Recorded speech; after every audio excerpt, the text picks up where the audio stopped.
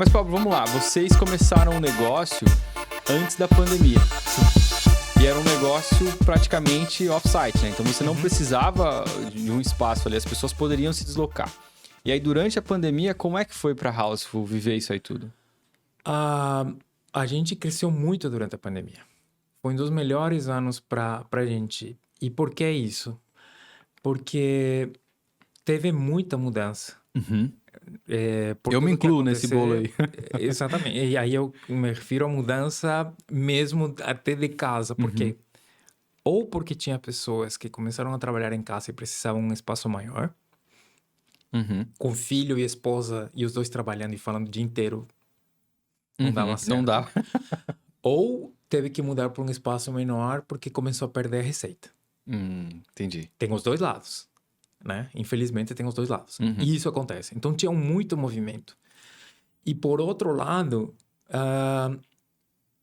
teve problemas de interpretação de fechamento de locais e que isso começava a dificultar o normal trato dessas negociações.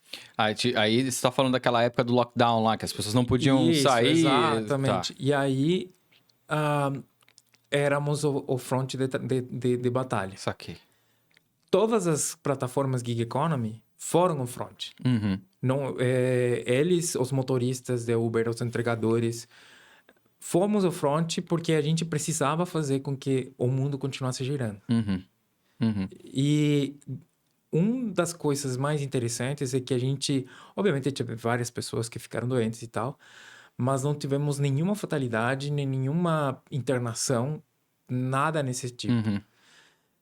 E aí, você pode pensar o que você quiser a respeito, né? Não quero entrar nessa polêmica, mas nós estávamos em muitas cidades, tínhamos muitas pessoas em campo e para nós verificamos que tudo está tranquilo. E assim, foi uma decisão difícil. A maioria dos meus sócios, eles não estavam confortáveis em tomar a decisão de continuar. E aí... tomei essa decisão, né, como cabeça da empresa, mas meus sócios me apoiaram. Legal. Então, isso foi muito importante, porque às vezes não adianta só você tomar essa decisão, você tem que convencer os outros. Sim. Né? E isso exige muito da gente, física e mentalmente, né? Então é um baita desafio. Foi uma época complicada, né? Eu escuto muito esse relato também, de que a pandemia trouxe muito negócio, mas trouxe um nível de exigência e de eficiência dos negócios que muita gente não está preparada. Porque você teve que reinventar a roda ali, fazer a coisa acontecer num momento que ninguém sabia o que ia ser da nossa sociedade, né? Então, realmente foi um baita desafio. Como é que tá a equipe da Houseful hoje? Como que vocês estruturam o time que faz isso tudo acontecer? Então,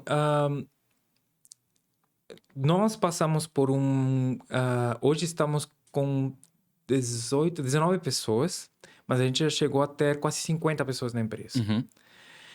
E o que acontece com muita startup, e por isso que eu comecei falando que nós recebemos investimento em 2022, você tem uma cobrança de crescimento muito rápida, muito forte.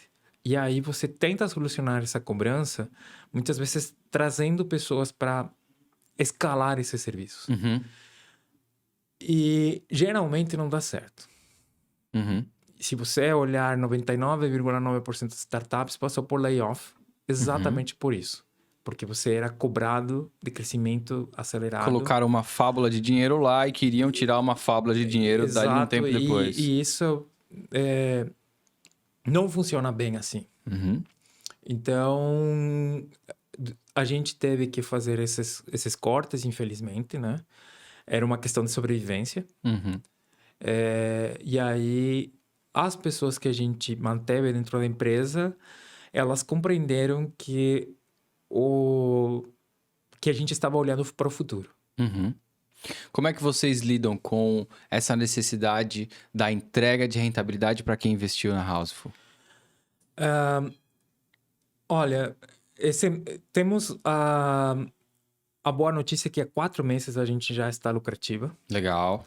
Nós saímos dessa queima de capital Uhum. e há 4 meses estamos lucrativos. Mas você tem que pensar que é um negócio super arriscado e não é só para o investidor, principalmente para o empreendedor, né? Que é ele que está na batalha todo dia. Mas você tem que lidar isso com inovação, trazendo novidades.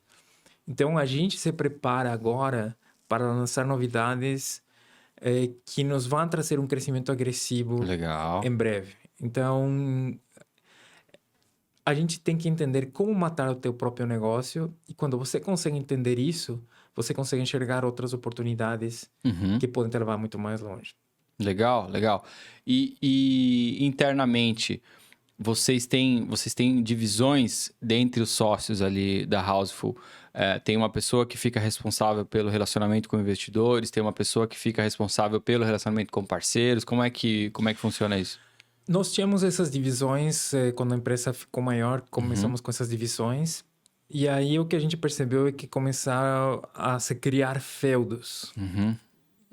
E aí, com os layoffs e a saída de alguns sócios, a gente voltou às origens.